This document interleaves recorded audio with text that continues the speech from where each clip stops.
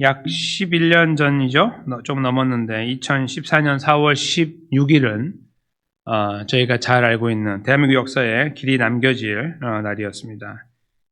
뭐 좋은 일이 아니었죠. 세월호 사건 제가 잘 알고 있습니다. 세월호 사건이 이제 정확하게 4월 15일에 배가 출발해서 인천항에서 제주도로 가는 상황이었죠. 도착하기 한 1시간 정도 전이었어요. 1시간 조금 전쯤. 10시에 도착하는 건데 8시 49분부터 침몰을 했죠. 4월 16일에. 그래서 탑승 인원 476명 중에 299명이 사망하고 실종 5명, 구조가 170명 해서 인명피해를 크게 낸 가슴 아픈 사건이었죠. 그 사건 속에 저희가 알고 있는 것처럼 고등학생들이 수학여행을 이제 갔잖아요. 안산시 단원구는 가난한 동네입니다. 아시는 분 아시지만. 그래서 비행기 표를 사지 못하니까 배를 타고 간 거예요. 그 수학여행을 가는데, 이제 그런 이제 학생들이 배에 자기 몸을 올렸는데, 이제 가다가 뜻하지 않은 이 사고로 이제 목숨을 잃게 됐어요. 참 가슴 아픈 일이죠. 지금도 가슴 아파요. 근데 그때에 이제 여러 교사들이 있는데 영웅 같은 교사들이 있었어요. 손에 꼽힐 정도의 이제 숫자는 그 정도 되는데요. 그분 중에 이제 여기 지금 사진을 갖고 온 분, 최혜정 선생님이라고 하는 분하고 또 한 분이 더 있죠. 그 고창석 교사라고 하는 이 두 분이 남자분 여자분인데 학생들을 밖으로 내보내는 일을 하고 이제 선실에 남아 있어라 움직이지 말라 했을 때 이제 그 아이들과 함께 있었어요. 그리고 본인들이 먼저 나갈 수 있는데 안 나가고 계속 내보내면서 마지막까지 하다가 이제 그 유명을 달리하게 됐죠. 학생들과 더불어. 그래서 그 도움을 받고 살아나온 학생들이 이제 저기 오른쪽에 보면 그런 것들을 만들어서 선생님을 기리고 있는 거예요. 너무 고마웠다. 선생님이 나를 살렸다. 이제 이렇게 하면서. 이 사건 자체를 제가 말씀드리려는 것은 아니고요. 너무 큰 이야기이기 때문에 그 안에 이 세부적인 일을 잠깐 말씀드리려고 하는 거예요. 책임을 진다는 거. 그렇죠? 책임을 진다는 것은 그러니까 말만 책임지는 사람들이 세상에 너무 많아요. 그렇죠? 뭔가 되는 것처럼 맨날 뭐 책임진다고 말하지만 제대로 하는 거 하나도 없는 그런 사람 수두룩하게 많은 중에 이 목숨을 거는 사건 속에서 여기 비단이 두 명의 교사만은 아니라 더 많은 교사들이 있었는데 그분들이 자기 목숨을 담보로 하여 학생들에게 책임을 다 했죠. 그러니까 책임의 끝자락에서 그들이 만난 건 죽음이었습니다. 그렇죠? 돈의 문제, 경제적인 어떤 손실의 문제가 아니고 명예의 문제가 아니라 자기 목숨을 바꿔야 되는 다 사랑하는 가족들이 있는 사람들이에요. 저기서 죽으면 안 되는 사람들이에요. 학생들만 소중한 게 아니라 저분들도 다 소중한 분들이에요. 젊은 나이입니다. 다. 그 자리에서 자기보다 한두 살 어린 어쩌면 더 그거밖에 더 안 되는 그런 학생들, 자기 후배 같은 학생들을 위해서 목숨을 던진 거예요. 이게 진정한 책임감이죠. 무슨 앞에서 아무리 떠들어도 소용없고 이렇게 조용하게 가장 어려운 순간에 한마디 던지지 못하지만 학생들과 함께 자리를 지키는 이런 것이 진정한 영웅입니다. 그렇죠? 전쟁에서 저희는 이런 사람들을 만나기도 하고 어려운 극한 상황에서 만나는 거예요. 학생들이 말하죠. 자기보다 우리를 먼저 생각했다. 이분들은. 그래서 우리는 살아나게 됐다. 이렇게 이제 말을 하는 거예요. 본인들이 그 이야기 듣고 싶어서 죽었겠습니까? 그 이야기 듣고 싶으면 안 죽죠. 그렇죠? 그런 거 관계없이 최선을 다한 거예요. 이게 바로 진정한 책임감이죠. 책임을 지는 거. 그래서 책임을 지는 것은 잘 생각해 보면 손해가 따라오고 그리고 손해는 상대방에게 주지 않고 내가 짊어져요. 보편적으로 그래요. 그러니까 책임을 진다는 것은 상대방에게 무언가를 이렇게 해를 끼치는 것으로 가지 않아요. 보편적으로 자기가 해를 당하고 그것은 끝자락에 가면 죽음이라는 것까지도 감수하게 돼요. 이것이 진정한 책임감의 의미라고 말할 수가 있어요. 그렇죠? 즉 상대방에게 야 내가 이렇게 죽는데 같이 죽자 이런 거는 책임감이 아니에요. 너는 빨리 나가. 내가 죽을 테니까. 이것이 책임감이죠. 저희가 하나님 말씀을 잘 들여다보면 하나님께서 이스라엘 백성들과 관계해서 항상 이런 모습을 지켜왔던 것을 보게 되는데 오늘 본문은 책임감과 전혀 관계없어 보이는 이야기인데요. 이 안에서 저희는 먼저 책임감의 내용을 살피려고 해요. 그것은 하나님께서 이스라엘을 향한 정조와 연결되어 있어요. 그것은 우리들에게 그리스도의 삶을 어떻게 살아야 될지를 보여주는 말씀이 됩니다. 지금까지 늘 그렇게 봐왔던 것처럼 정조 이야기 5번째입니다. 그 내용을 제가 잠깐 살펴보려고 하고 이 안에서 하나님께서 보여주신 책임감은 과연 어떤 것이었는지, 우리는 그 안에서 무엇을 생각해야 되는지 잠깐만 생각하는 시간 갖도록 하겠습니다. 이제 먼저 상황을 보겠습니다. 어떻게 말씀하시는지. 어떤 남자가 약혼하지 아니한 어떤 여자분을 만났는데 그를 붙들고 동침하는 관계가 됐습니다. 그리고 두 사람이 발견됐습니다. 여기에서 어떤 성경, 저희가 갖고 있는 성경 말고 이 앞의 성경은 조금 심한 말을 씁니다. 강하게. 소위 성폭행을 했다라고 이제 쓰는 번역도 있어요. 근데 사실은 이것은 이제 쓰여진 말은 그렇게 강압적인 어떤 관계를 요구한 것이 아니라 어쩌면 서로 타협에 의해서, 약속에 의해서 이루어진 관계일 수 있다. 이것이 보다 더 본문의 그 히브리어를 충실하게 읽는 학자들의 이야기예요. 표면적으로 보는 게 아니라 원문을 들여다보면서 그 안의 의미를 파악하는 학자들의 이야기예요. 여기는 강압적인 것이 보이지 않는다 이겁니다. 오히려 서로 타협하면서 불륜을 이루어가는 어떤 그런 과정으로도 해석할 수 있다는 겁니다. 여하튼 이제 그렇게 상황이 발생했는데 두 사람이 발견됐어요. 들킨 거죠. 여기서 이제 한 가지 다른 점이 있어요. 앞에서 읽어왔던, 저희가 두 번 말씀을 읽었는데, 앞에 두 번의 말씀은 여자분이, 약혼을 했었어요. 그쵸? 약혼을 했을 때, 이제 어떤 일이 발생하는 그 두 가지 케이스를 저희가 읽어왔고요. 근데 그때 하나님께서 약혼한 여자분을 설명하실 때 뭐라고 하셨냐면은, 이웃의 아내라고 했죠. 기억하시죠? 이웃의 아내라고 하는 거. 그게 굉장히 인상이 깊었어요. 약혼했는데 이웃의 아내라고 해서 여자분에서 이거 확장해서 남편과 그 주변으로 이렇게 확장해서 하나님이 이해하셨어요. 이게 단순한 개인의 문제가 아닌 것으로 하면서 엄벌을 내리는 어떤 이런 과정을 저희가 읽었죠. 근데 오늘 여기는 자유로워요. 약간 자유롭지 않으세요? 약혼하지 아니한 이 단어가. 그러니까 서로 남자도 그렇고 여자분들도 그렇고 사실은 굉장히 이제 진정한 그 총각과 처녀인 거예요. 그렇죠? 그런 상태에서 만났다. 이것이 이제 좀 앞에 이야기하고 다른 거예요. 그냥 자유한 상태에서 만났는데 둘이 이제 그 동침하다가 발견되게 되었다 이겁니다. 그러면 누가 책임을 져야 될까요? 만약에 하나님께서 벌을 내리신다면 어떻게 해야 돼요? 공평한 하나님께서 너희들 다 조금씩 돈 내놔 해서 서로 이렇게 서로 부모에게 줘. 뭐 이렇게 하면 괜찮은데 29절에 보세요. 황당한 이야기가 나오죠. 그 동침한 남자는 그 처녀의 아버지에게 은 50세겔을 주어라. 한 세겔이 하루 일당이에요. 당시에. 오늘날로 하면 한 5,000불 되는 거죠. 하루에 100불이라고 치면 5,000불. 한 200불 버는 사람은 한 10,000불 되는 거예요. 그 돈을 주고 그 처녀를 아내로 삼을 것이라. 여기서 여러분 잘 생각해 보세요. 이게 지금 어떻게 돌아가는 이야기냐면 남자분이 다 뒤집어 쓰는 거예요. 잘 보시면.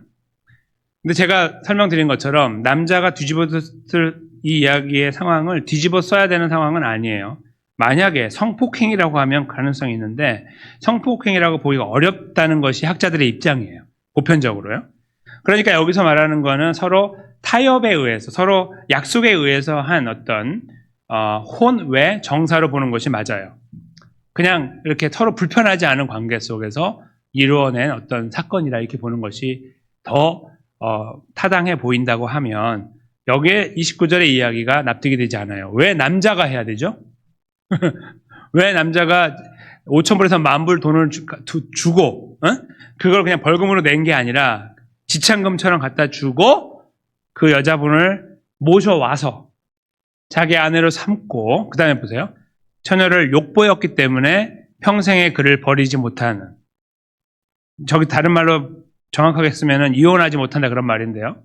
평생 이 여자분을 책임져야 된다라고 하고 있는 거예요. 만약에 강압적인 사건이었다 하면 남자분이 이렇게 하는 게 조금 맞죠. 그런데 만약에 그게 아니라 서로 타협에 한다면 하나님께서는 여자분에게도 벌을 내려야 됩니다. 그렇죠? 남자분은 50세겔이면 여자분은 한 30세겔 내라고 하든지, 그것도 사실 공평하지 않죠. 50대 50 정확하게 나가야 맞죠. 근데 하나님께서는 남자분에게만 책임을 전가하고 그리고 여자분을 아내로 삼는 것, 모든 책임을 남자에게 던지고 계시는 것을 보게 돼요. 그러니까 그렇게 저희가 이 부분을 읽어야 하는 건데요. 그러니까 불공평해 보이는 것을 읽어야 돼요. 여기서 공평을 읽으면 안 돼요. 불공평을 읽어야 맞아요. 그게 하나님의 의도니까. 왜 하나님께서는 남자분에게 이런 큰 짐을 지어줘서 이 상황을 수습하도록 했는가 이거죠. 근데 여기서 이제 따지고 들어가면 이런 게 나오죠. 여자분은 그 남자분이 싫어요. 싫은데 이 남자분하고 어떤 그런 일이 벌어져서 남자분이 와서 돈을 주고 본인을 사가는 것처럼 해가지고 아내를 삼았다고 하면 이 여자분에겐 지옥이죠. 난 이 사람 싫어요, 하나님. 근데 살아야 되는 거예요. 그래서 잘 생각해 보시면 이제 그 답이 나오는 거예요. 정말 싫은 관계였다는 게 아니라 서로 호감을 느끼는 관계였을 가능성이 높다 이거예요. 그러니까 남자분에게, 원래 여자분도 똑같지만 남자분에게 책임을 전가해서 네가 책임져, 가정을 이루고 끝까지 가. 왜냐면 너가 잘못했으니까 라고 이야기하는 거예요. 여자분도 잘못했죠. 남자분에게. 그러나 그 이야기는 쏙 빼고 이렇게 해서 남자가 뒤집어 쓰는 상태로 끝나는 거예요. 근데 여기서 그 결과가 남자가 비록 책임을 다 전가받아서 가는 것처럼 보이나 이 그림이 그려주는 마지막 그림은 뭐냐면요. 가정이에요. 28절에 나타나는 상황은 불륜이고요. 지저분한 일이에요. 잘못된 일이고. 하나님은 그것에 대해 징벌을 내리시는데요. 그 결과가 뭐냐면 서로 벌 받고 끝나는 게 아니라 남자가 책임을 짊어짐으로 하여 가정이 이루어지고 지켜지는 겁니다. 멋지지 않으세요? 굉장히 독특한 방법이에요. 당시에는 이런 이야기들은 어디에도 기록되어 있지 않아요. 이런 이야기가 없어요. 왜냐하면 이런 이야기를 볼 수가 없어요. 그 당시에는 납득이 안 되는 이야기예요. 하나님만 생각하실 수 있는, 역시 하나님이시다라는 것을 드러내시는 중요한 사건이 되는데 여기서 하시는 말씀은 남자가 짊어지고 갈 때 문제가 해결되어지고 그리고 가정이 온전하게 세워지고 유지되게 된다. 이렇게 남자에게 짐을 지우고 계시는 거예요. 불공평해 보이는 이 이야기, 이것은 정조 이야기를 보여주고 있는 거예요. 정조를 지키는 건데요. 굉장히 넓게 보고 있는 거예요. 어떤 결혼의 관계를 뛰어넘는 그냥 굉장히 어떤 순수해 보이는 어떤 남자와 여자의 관계를 통하여 증명해내고 있는 거예요. 어떻게 해요? 남자가 다 책임을 짊어짐으로 하여서. 그래서 한편으로는 저희가 납득하기로는 그래도 가정을 지키시려고 함의 뜻이 보인다. 이걸 저희가 읽는 것이 맞는데요. 당연히 그것을 뛰어넘고 있다는 것을 저희가 알게 돼요. 어떤 의미에서 그러냐면 저희는 여기에서 여호와 하나님과 이스라엘 백성들을 읽어낼 수 있기 때문입니다. 이 이야기 안에서. 여호와 하나님은 당연히 남편 되거나 아니면 남자 역할을 하고 있는 책임을 짊어지는 존재예요. 그리고 책임 하나도 지지 않는, 똑같이 잘못했는데 하나도 지지 않고 쑥 빠져 있고 모든 유익을 다 독차지하는 한 여자분을 보여줌으로 하여 여기에 하나님의 정조의 이야기가 들어있음을 보여주고 있는 거예요. 여호와 하나님과 이스라엘로 그렇게 비추어주고 계시는 거예요. 제가 잠깐 설명을 드릴 부분이 있는데요. 그게 뭐냐면 오늘 이야기의 출발점이 되는 아브라함으로 가는 거예요.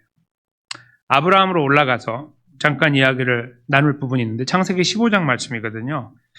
그 부분에 대해 좀 민감해서 잘 아시는 분은 아시지만 여호와 하나님과 아브라함이 언약을 맺는 그 과정이 나와요. 동물을 쪼개는 거 혹시 기억하시죠? 동물 쪼개는 거.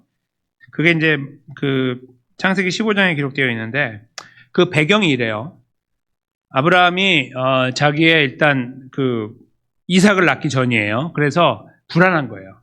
내 대가 끊어지고 하나님이 약속을 주셨는데 약속이 없어지는 것처럼 보이고 나는 점점 몸이 쇠하여 가는데 어떻게 될까요? 걱정하는 부분이 하나가 있고 또 하나는 가나안 땅을 약속으로 주셨는데 차지하지 못하고 있는 현재 상황에 대한 불안함이에요. 당시에 이루어지지 않았죠. 이거는 후대에 이루어졌는데 물론 본인이 땅을 샀지만 근데 그런 이 불안함을 갖고 있는 그에게 그가 하나님께서 뭔가 분명한 약속을 보여주기 원했어요. 그 앞에 부분에 그래요. 15장 앞부분에 보면 그런 이야기가 쭉 나와요.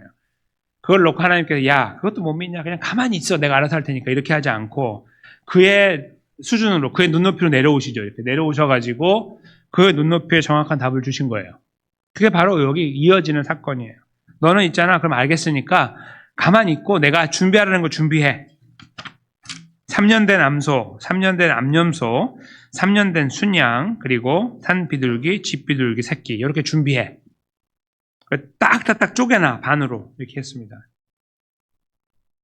딱딱딱 쪼개놓는다는 건 뭐냐면 성경에만 등장하는 이야기가 아니고 당시에 고대 근동에 있던 계약 방식이었어요. 쪼개놓고요. 동물을 거기 손을 잡고 둘이 걸어가요 이렇게. 이게 동물들을 쫙쫙 쪼개놨잖아요. 여기 의자가 나누어진 것처럼 쫙쫙 쪼개 있으면 거기에 둘이 손을 잡고 걸어가는 거예요. 결혼식 하는 것처럼 딱 지나가요 거기를. 그 지나가는 의식이라고 해요 그거를. 그 지나가는 의식을 하고 나면 의미가 있는 거예요. 둘 중에 언약을 파괴하면 내가 너를 반으로 잘라버린다 이런 뜻입니다. 굉장히 멋있죠. 예? 웅장하고 멋있는 거예요. 야, 그러니까 단순히 죽는다는 게 아니라 내가 너를 이렇게 쪼개버릴 거다. 너가 나를 쪼개고 내가 너를 쪼갠다 이런 거예요. 둘 중에 하나 안 지키면. 굉장히 무게가 있는 그런 언약 방식이에요. 그 고대 근동에 당시에 행해졌던. 하나님께서 그 방법을 그대로 사용하신 거예요. 아브라함은 이제 준비를 딱딱딱딱 해놓고 기다렸는데 밤이 늦게 돼가지고 횃불이 나타났죠. 그리고 아브라함은 이렇게 막 졸고 막 그랬거든요. 이렇게 졸다가 막 뜨다가 막 이러고 있는데 갑자기 횃불이 나타나서 쭉 지나갔어요. 혼자. 그리고 끝났어요. 게임이. 쫙. 그리고 이것이 언약으로 남게 돼요. 거기에 왜 그 횃불이 혼자 지나갔을까요? 여기 지금 보시면 15장 17절이죠. 해가 져서 어두울 때 연기나는 화로가 보이며 타는 횃불이 쪼갠 고기 사이로 지나더라. 아브라함이 이렇게 보고 있는 거야. 이게 뭐지? 쑥 지나간 거죠. 그리고 끝났어요. 너도 따라와라. 같이 가자 하지 않고 횃불 혼자 지나간 거예요. 이게 무슨 의미일까요? 너는 가만히 있어. 어차피 못하니까. 너는 저기 빠져. 내가 혼자 할 테니까. 이런 의미입니다. 너는 여기 지나가 봐야 네가 쪼개지니까 너 가만히 있어. 내가 갈 테니까. 하나님 혼자 가신 거예요. 상징적으로. 즉 하나님과 이스라엘의 약속은요. 절대로 지켜지지 않아요. 누구 편에서? 이스라엘 편에서. 흉내도 못 내요. 약속을 만드셨는데 약속을 지키지를 못하는 거예요. 처음부터 못 지켜요. 그러니까 그거 해봐야 뭐예요? 근데 사랑하기 때문에 언약을 맺는 거예요. 그리고 모든 짐을 여호와 하나님께서 홀로 지신 거예요. 그게 바로 이 언약의 핵심입니다. 그리고 이것이 바로 복음이고 성경 전체에 같은 내용이 흘러가고 있는 거예요. 즉 오늘 본문에서 하나님께서 말씀하려고 하는 것은 이 아브라함의 언약과 계속 이어져 내려오는 거예요. 이 정조 이야기는 당연히 정조를 지켜야죠. 이스라엘이 하나님만 예배하고 여호와 하나님만 경배하고 섬겨야 되죠. 저 땅에 들어가서 유혹을 받아도 어려운 상황에 와도 그 역할을 계속 그 관계를 유지해야 되는 거예요. 하나님의 명령이었죠. 그리고 이스라엘은 그 명령을 순종하지 않았고 억지로 하지 않았고 못한다는 거짓말로 안 했고 이것저것 핑계대면서 안 했어요. 못한 게 아니고 안 한 거예요. 정확히 따지면. 그러니까 보나마나 뻔한 그 걸음에 하나님께서 이런 명령하는 것은 다 공허한 메아리밖에 안 되는 거예요. 뭐하러 이런 걸 하지 이딴 거를? 이렇게 할 수밖에 없는 거예요. 근데 하나님께서 이 고귀한 언약을 세우신 다음에 한 번도 변함없이 이스라엘을 지켜오신 거예요. 저 땅에 들어가도 그렇게 하실 거가 뻔해요. 여기에서 보여주는 게 뭐냐면요. 왜 하나님 남자만 하죠? 이 질문이 나와야 되는 거예요. 내가 할 거니까 이런 말이라는 거예요. 그리고 본문에서 왜 남자만 이걸 지켜요? 왜 그렇게 큰 돈을 들여가면서 여자를 데려와서 평생 책임져야 됩니까? 똑같이 잘못했는데? 그 불공평함을 바로 보여주는 것이 바로 나와 너의 관계야. 이걸 말씀하는 거죠. 너와 나의 정조의 관계는, 정조 이야기는 너는 절대로 지키지 못하고 나는 반드시 지킨다. 그걸 말씀하는 거예요. 너무 불공평하지? 내가 그 존재야라는 것을 심어 놓는 거예요. 그리고 이 정조 이야기는 성경 안에 흐르고 있는 거예요. 단순한 어떤 이렇게 집중해서 어떤 관계 안에서 이렇게 보고 있다가 이걸 확 넓힌 거예요. 결혼이라는 걸 다 박차고 나와서 일반적인 관계 안에서 내는 이야기로 더 넓은 정조 이야기를 쓰고 계시는 거예요. 근데 그 안에 살펴보면 거기 하나님의 사랑만 보이는 거예요. 은혜만 보이는 거죠. 말도 안 되는 이야기. 남자라서가 아니고요. 제가 여자의 입장에서 읽어도 말이 안 돼요. 어떻게 왜 하나님은 공평하시게 이렇게 사람을 대하시는데 지금까지 법을 보면은 굉장히 이렇게 균형 있게 오셨는데 왜 이렇게까지 한쪽으로 치우치지? 생각할 수 있는 이야기 안에 저희가 읽어내는 이야기는 바로 하나님의 사랑이라는 거예요. 내가 그렇게 했잖아, 아브라함하고. 같은 이야기야, 이게. 그런 말씀이에요. 누가 한다고? 내가 한다고. 라고 오늘 본문에 하나님께 책임지심을 설명하고 계시는 거예요. 감당하신다고. 그리고 이것은 창세기 15장의 말씀으로 끝난 게 아니라 오늘 여기 신명기에서 끝난 게 아니라 시간이 한참 지나 1500년 지난 다음에 예수님께서 이 땅에 오셔서 예수님 십자가에서 그가 쪼개짐으로 이 모든 일들을 완성하신 거예요. 사람들은 몰랐죠. 무슨 이야기인지. 이게 무슨 이야기인지 몰라요. 예수님 당시 제자들도 몰랐으니까. 성령 하나님께서 오셨을 때 비로소 눈이 열려서 보이기 시작한 거죠. 저희는 이미 성령 하나님을 통한 이 말씀을 이해하고 있는 입장에서 읽는 거예요. 그러니까 예수님이 보이는 거죠. 동물들을 쪼개놓고 지나가신 하나님께서는 그렇게 스스로를 자기 가슴을 찔러가면서 쪼개가면서 그들을 품어오셨어요. 그렇게 맨날 무너지는 이렇게 구덩이에서 건져놓으면 다시 구덩이로 뛰어가고 닦아놓으면 다시 그 자리에 가는 그거 맨날 끄집어내가지고 그거 하는 거 피눈물을 흘리면서 그 길을 걸어오시다가 결국 십자가에서 예수님을 때려 박은 거예요. 다른 말로 하면 도끼로 찍어버린 거죠. 반을 쪼개버린 거예요. 예수님을. 우리를 쪼개야 되는데 예수님을 대신 쪼개버리신 거죠. 그리고 다 이루었다라고 말씀하신 거예요. 그게 하나님의 구원 역사의 완성입니다.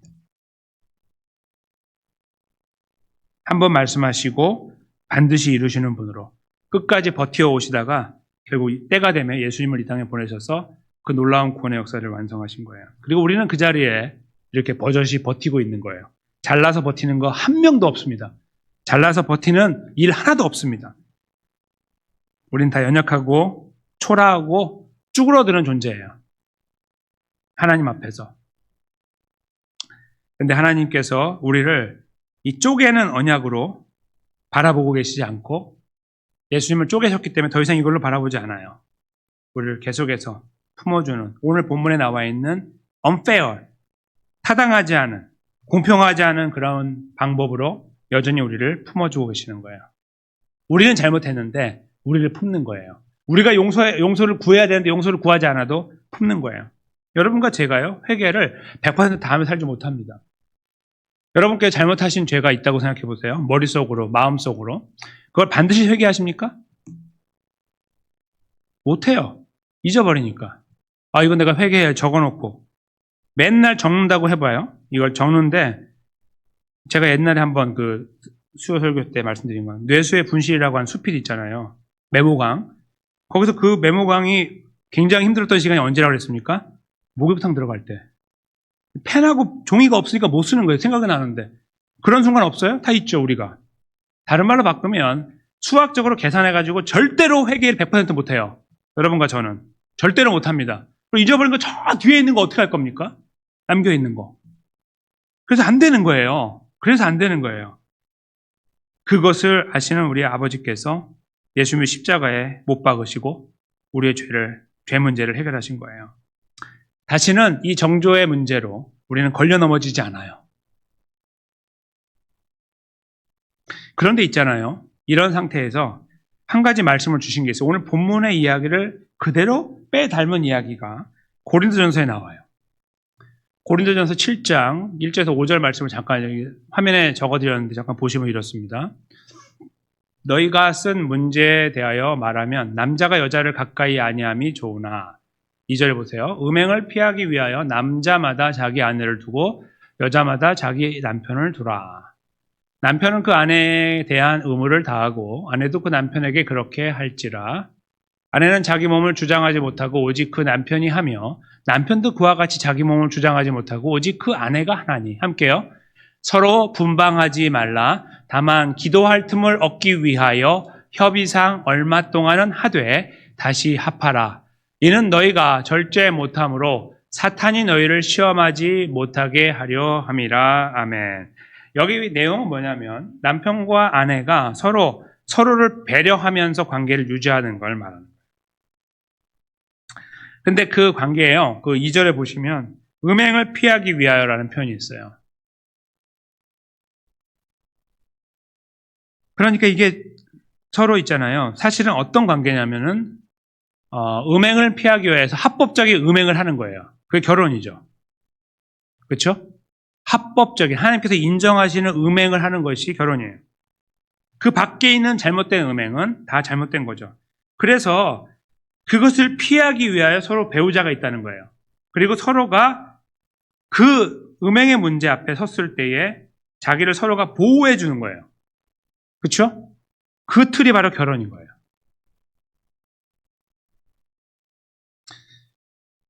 지금 여기서 저희가 읽어낼 수 있는 이야기는 그 4절에 보면은 서로 이제 서로에게 의무를 다하고 주장하지 못하고 서로를 배려하는 어떤 그런 모양이잖아요. 그런 모양으로 계속 서로를 유지하고 분방하지 않은, 서로 방을 나눠 쓰는 것을 하지 않도록 해요. 어떤 특별한 케이스가 생기는 것 빼고는 그렇게 하지 않아서 사탄에게 넘어지지 말라. 잘못하면 서로 분륜을 하잖아요. 그렇죠? 분방하면서 분륜을 하게 돼요. 그거에 대한 것이 고린도 교회에 있었기 때문에 이 말씀을 쓰신 거예요. 그렇게 하지 말라고. 왜냐하면 벌써 그런 관계, 음행의 관계로 서로 합법적인 음행의 관계로 부부가 됐으니 서로 그 책임을 지켜나가는 관계로 가라는 거예요. 서로를 배려하면서. 그것이 여기 말씀인데요. 오늘 본문하고 이렇게 완전히 맞닿지 않지만 많은 부분에 흡사한 부분이 있어요. 그게 뭐냐면요. 책임의 문제입니다. 즉 오늘 본문에서 드러나는 책임의 문제는요. 여호와 하나님께서 이스라엘을 향한 책임을 지시는 것을 말씀하시는 거예요. 100% 남자가 지는 거. 똑같이 잘못했는데. 그 문제에 대해 저희가 읽었다면 오늘 고린도전서 5장 말씀은 7장 말씀은 저희들에게 다른 것을 말씀하고 있는 거예요. 너희가 그렇다면 서로 간에 어떻게 해야 되겠느냐 이 말씀이죠. 서로 간에. 서로 간에 부부 간에 여기 나왔지만 뛰어넘으면 친구 간의 관계, 부모와의 관계, 형제 간의 관계, 이웃 그리고 교회 안의 관계로 확장되는 겁니다. 모든 관계에서 서로가 서로를 배려하는 거예요. 의무를 다하는 거예요. 이런 관계로 확장되는 것을 보여주는 겁니다. 즉 오늘 본문의 말씀에서 나오는 정조 이야기를 제대로 이해한 사람이라고 하면 이 넓은 정조 이야기를 이해하면 우리 그리스도인의 삶의 전체 넓은 부분에서 삶을 어떻게 살아야 될지 어떻게 말하고 행동해야 될지가 나온다는 겁니다. 왜 부부 간의 관계가 좋아야 되는지 왜 남편이 아내를 배려하고 아내가 남편을 배려해야 되고 서로 이런 어떤 관계들을 지키기 위한 노력들을 해야 되는지 나아가서 형제 간의 관계에서 부모와 자녀의 관계 안에서 또 이웃과 교회 안의 관계 안에서 이런 것들을 염두에 두고 노력해야 되는지에 대한 이유가 나오는 거예요. 단순히 도덕적인 삶이기 때문에 그렇게 살아야 착하니까가 아닙니다. 오늘 본문의 말씀이 그 이유가 되는 거예요. 왜냐하면 여호와 하나님께서 하나님 백성들이 우리들을 위하여 그렇게 하셨고 급기야 십자가 사건, 예수님의 십자가의 죽으심과 부활을 통해서 이 일을 완성하셨기 때문입니다. 일방적인 정조 지키신 것을 완성하였으므로 우리가 그 안에서 구원을 받았으므로 그 정조 안에 머물고 있으므로 하여 감사함과 감격을 가지고 서로 간에 이 일들을 이루어가는 것으로 계속 이루어 나가야 한다는 말씀입니다. 그것이 넓은 정조 이야기를 이해한 저와 여러분의 걸음이라고 믿습니다. 우리에게 손해가 되고 이득이 되지 않아 보이는 어떤 상황들을 만나요. 아까 서두에 말씀드린 책임이라는 것은 굉장히 무거워요. 그냥 이렇게 가볍게 가는 말만 하고 하는 그런 분들은 다 빼놓고요. 저쪽으로 다 치워놓고 진실되게 책임을 고민하는 분들만 생각하면 그 안에 분명한 손해가 있는 것을 알아요. 그래서 책임을 많이 져본 분들은 손해를 많이 봐보신 분들은 책임에 대해 굉장히 무겁게 생각하시는 거예요. 그거에 대해서 함부로 하지 않고 굉장히 힘을 다해서 책임에 대해 이야기하고 지키려고 노력하시죠. 그 책임을 저와 여러분이 다시 한번 생각하는 거예요.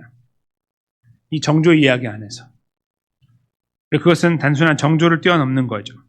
근데 그 정조를 뛰어넘는다는 것은 하나님께서 먼저 우리에게 이 책임감을 다 해주셨기 때문에 생각할 수 있는 여지가 생기는 거예요.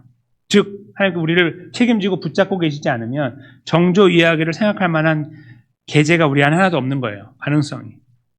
우리는 정조에 대해서 정자도 제대로 꺼내지 못하는 존재이니까요. 그래서 그것을 깊이 느끼는 거예요. 우리 삶에서 우리가 왜 이렇게 연약한가라는 것을 느끼는 거예요. 그냥 원래 연약한 거예요. 그냥 그 연약함으로 사는 거예요. 끝까지. 그러나 그럼에도 불구하고 우리를 계속 품으시는 하나님의 놀라운 사랑을 경험하는 겁니다. 그런 사람들의 올바른 반응은 내가 어찌할 거라고 가슴을 치게 되는 것이고 내 삶을 돌아보게 되는 거예요. 잘못된 얄팍한 성도들은 거기서 쾌재를 부르죠. 엉뚱한 길로 달려가요. 완전 잘못된 걸음을 그냥 거는 거예요. 그러나 진실되고 진정하게 하나님 백성의 걸음에 대해 고민하는 성도들은 거기서 그렇게 갈 수 없음을 당연히 여기고 가슴을 치는 거예요. 자꾸 그리로 가고 있는 모습에 대해 가슴을 치는 거죠. 근데 그 가슴을 치는 삶의 내용은 뭘로 나타나냐면 당연히 하나님을 영화롭게 하고 존경하는 것으로 나타나겠지만 삶에서는 서로를 책임지는 것으로 나타나는 거예요. 그것이 바로 이 고린도전서 7장의 말씀이라는 거예요. 부부간의 관계를 뛰어넘어서 확장되어 나가는 모습. 서로를 돌아보고 서로를 불쌍히 여기고 품어주고 이해하고 이해하려고 하고 배려하려고 하는 모양. 내 것을 손해보려고 하는 모습으로 드러난다는 것이죠. 그것이 저와 여러분이 다시 한번 이 마지막 부분에서 떠올려 봐야 되는 부분입니다. 우리는 우리의 삶은 어떠한가라는 겁니다. 책임짐에 대한 우리의 생각은 어떠한가. 그 생각을 우리가 잠시 이렇게 묵상할 수 있는 시간이 있다면 그 묵상의 끝자락에서 저와 여러분은 하나님의 정조 이야기를 다시 만나게 됩니다. 순환 논리처럼 다시 만나게 돼요. 이렇게 가다 다시 거기로 돌아오는 거예요. 원점으로. 바로 예수님의 십자가와 부활이죠. 저 정조를 완성하기 위하여 나같이 연약한 존재를 품고 십자가에 뛰어드신 예수님을 보는 겁니다. 그것을 매일 매순간 묵상할 때마다 우리에게 새로운 힘이 주어지고 새로운 눈이 띄어지고 뜨거운 가슴이 주어지고 거기서 우리는 이 주변 우리 삶의 현장 속에서 환경을 바라보게 됩니다. 그리고 우리가 생각하고 해석하고 이해하고 이해관계의 어떤 그 안에서 막 뭔가를 분석해 나가는 것을 자꾸 멀리하도록 도우시는 성령의 능력을 따라 우리는 그것을 아랑곳하지 않고 손해가 다가오고 어려움이 다가와도 마땅히 감당해야 될 걸음에 대한 생각을 다시 하게 되는 거예요. 도덕은 다 필요 없는 거예요. 도덕 이야기가 아니에요. 절대로 도덕 이야기가 아니에요. 은혜의 이야기입니다. 은혜의 이야기만 남는 거예요. 그 은혜가 우리 가슴을 사로잡을 때 우리가 가야 될 길이 보이게 되는 것이죠. 무거운 길이고 두려운 길일 수도 있습니다. 그러나 우리는 그 길을 염두에 두고 시선을 고정하고 예수님을 붙잡아야 돼요. 먼저 가신 예수님을 붙잡고 내가 이 길을 걷게 해주십시오. 주님을 붙잡고 그 길을 갈 수 있도록 그 이름을 힘입어 우리 아버지를 붙잡고 그 길을 걸어가야 하는 것이죠. 그것이 성숙한 그리스도인이 걸어가는 아름다운 걸음입니다. 저와 여러분께서 걸어가는 또 한 번의 이 3일간의 여정이 있습니다. 눈앞에 그것을 걸어갈 때 이 말씀이 힘이 되어지고 격려가 되어지고 위로가 되어지고 그리고 길잡이가 되어지고 소망이 되어지기 원합니다. 그래서 그 위에 다시 한번 우리 삶을 점검해 나가며 세워나가는 은혜가 가득하기를 원합니다. 그리고 그 안에서 누구도 줄 수 없는 위로와 평안과 격려를 우리 아버지 하나님으로부터 공급받는 그런 귀하고 복된 자리에 또 문제가 해결되어지고 길이 열리는 은혜를 또한 경험하게 되는 그런 귀하고 복된 자리에 저와 여러분이 힘있게 세워지게 되시기를 예수님의 귀하신 이름으로 간절히 축원합니다.